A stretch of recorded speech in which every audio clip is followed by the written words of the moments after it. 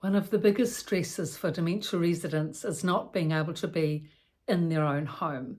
And of course, it depends whether they've come straight from their own home to the dementia unit or they've come from an independent living situation in the retirement village or from a nursing home. If the person's come directly from their own home, then it's a much bigger change for them to adjust to than if they've come downstairs from the nursing home upstairs to the dementia unit.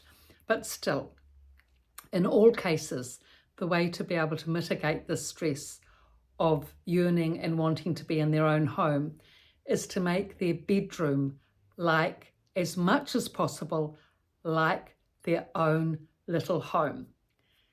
With the familiar bedding, the familiar chair, the lovely pictures around, the cozy rug, the footstool, all the photographs, the photograph album, have everything in place like their own home so that when they're in their room, they have those familiar memories and that familiar orientation as it was at home. Of course, much smaller, but they have their own bathroom, as they do in New Zealand, an ensuite anyway. They have their own bathroom, they have their own bedroom and small bed. I mean, it's very limited, I know, but the thing is, still a lot can be done. With bedding, for example, if they have their favourite quilt, their soft, fluffy sheets, their own pillow, their own rug, that goes a long way. Their own chair is a really important one because that will fit comfortably for them.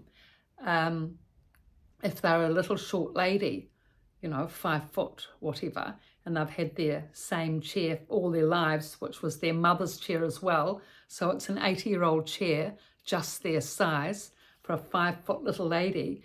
It's important to keep that chair because chairs, as the decades have gone on, have got bigger for bigger people. I mean, 80 years ago, people were riding bicycles, most of them, here in New Zealand, and riding bicycles keeps you fit, strong and slim.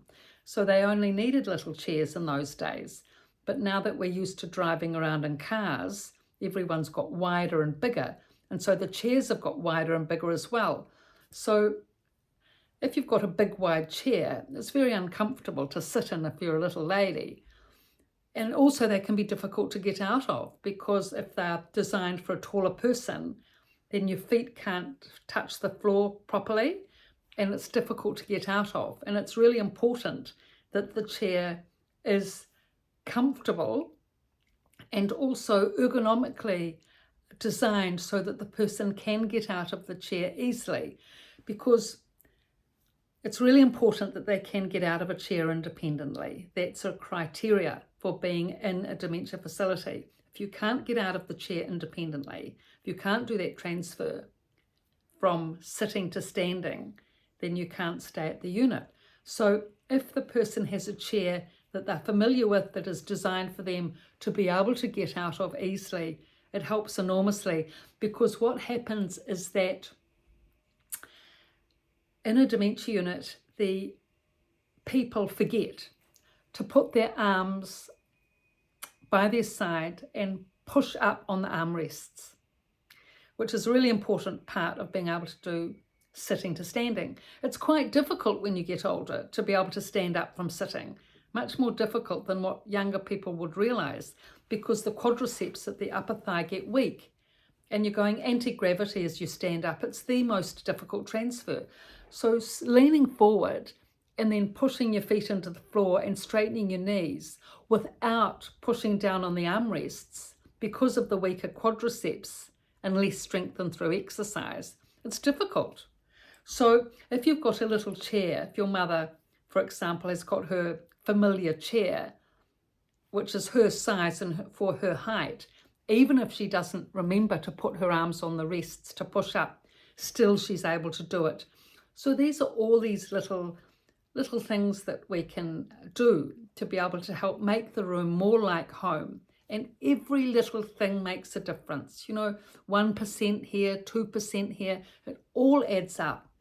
Having the bookcase with all the activities on it, with the photograph albums and the jigsaw puzzles and all the things they love, having the lovely big photos of the farm on the wall, etc.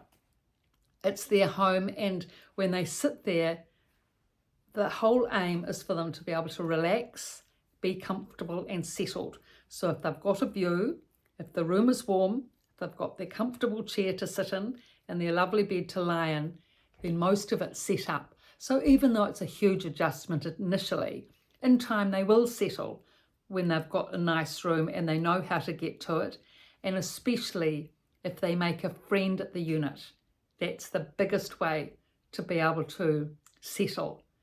In fact, what often happens is that it becomes like home more than home, because many of these elderly women were living on their own in cold houses, often if they're old houses, cold old houses.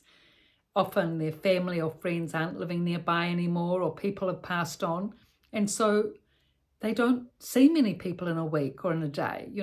In a week they might only have 2 or 3 visitors. So they're on their own the rest of the time, and it can be lonely living on their own. Whereas often families say that when their mother comes into the dementia unit, where it's warm, where it's lively, where the room's well set up, where they make friends, and when they do make friends, then of course everything starts to feel much more like home. Good meals, friends and warmth, sunny views out the window, and good enjoyable activities. If that's all going on, then actually they can begin to enjoy the dementia unit life better than at home, which of course is a great result when you get that. So that's the aim, isn't it, for the relative, your relative, to be able to settle happily in a dementia unit. So if all these things can be taken into consideration step by step, and just apply those things that are relevant for your relative. I mean, I'm describing all aspects so that there can be the range covered. And if your mother comes in and she doesn't have issues and she's quite happy from the start with her room and the life there, that's great.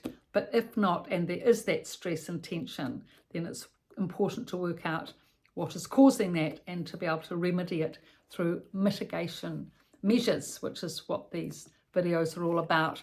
So I've written these 2 books on these topics, The Resident's Voice from a Dementia Unit and The Resident's Rise. On Amazon, soft copy, hard copy, etc. Ebook, that's it. And in my website.